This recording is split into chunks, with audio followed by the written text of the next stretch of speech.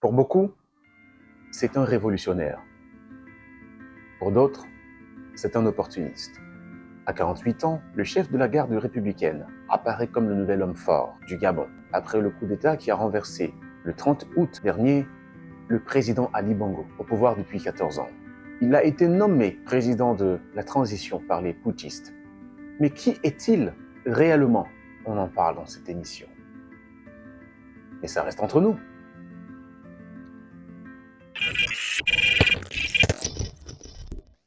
Avant de continuer cette émission, je vous invite à partager.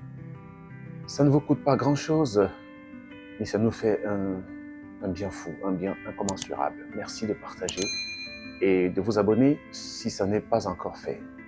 Le général Brice Oligui Nguema, chef de la garde républicaine, a été porté en triomphe la semaine dernière par des centaines de militaires. Le militaire a pris la tête du comité pour la transition et la restauration des institutions instauré après le coup d'État. Ancien proche d'Ali Bongo, le général Oligui était chargé de sa garde rapprochée.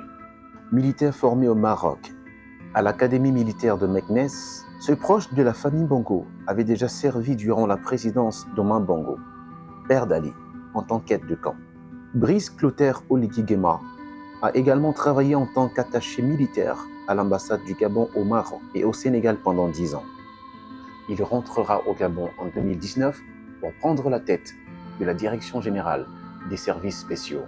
Un an plus tard, il sera promu chef de la garde républicaine.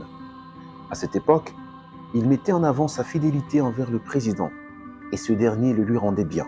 Début 2023 d'ailleurs, son service avait reçu 4 nouveaux véhicules blindés et 700 agents de plus. Mais quelle n'est pas la surprise lorsqu'il apparaît comme le cerveau du coup d'État consécutif aux élections présidentielles au Gabon, qui donnait Ali Bongo vainqueur avec 64% des voix, contre 30% pour Albert Ondo Ossa. Si le coup d'État au Gabon a été salué par l'immense majorité des Gabonais, qui ne se sont pas empêchés de festoyer dans les rues, les diasporas africaines et les activistes des mouvements de libération des peuples africains, beaucoup d'observateurs ont préféré observer une certaine prudence.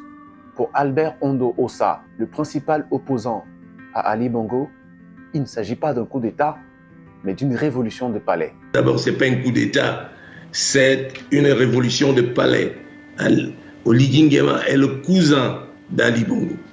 Et la campagne, c'était 60 ans de Bongo, c'est trop. Les Bongo ont trouvé qu'il fallait mettre Ali Bongo de côté et poursuivre effectivement le système Bongo PDG. Et ils ont mis Oligui Nguema en avant. Derrière Oligui Nguema, il n'y a pas à chercher, c'est Pascaline Bongo qui est là, c'est tout. Oligui Nguema partage-t-il les liens de consanguinité avec Ali Bongo? Faux, d'après Claudie Siard, journaliste animateur de radio sur RFI, panafricaniste et afro-mondialiste.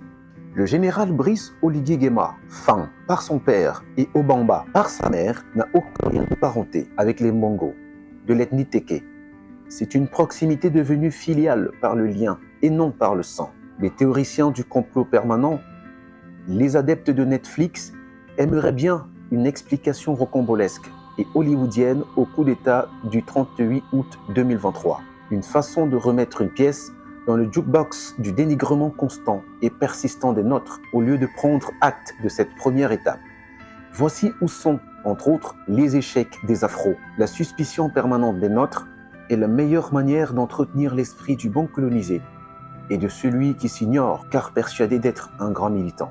Avec une telle mentalité, la victoire n'est pas pour maintenant, s'est-il indigné sur son compte officiel Facebook. Quoi qu'il en soit, le nouvel homme fort du Gabon prête serment ce jour à la tête du comité de transition pour une durée indéterminée. Cependant, de leur côté, les opposants exhortent les militaires de remettre le pouvoir à Albert Ondo Ossa, véritable vainqueur d'après eux de ces élections.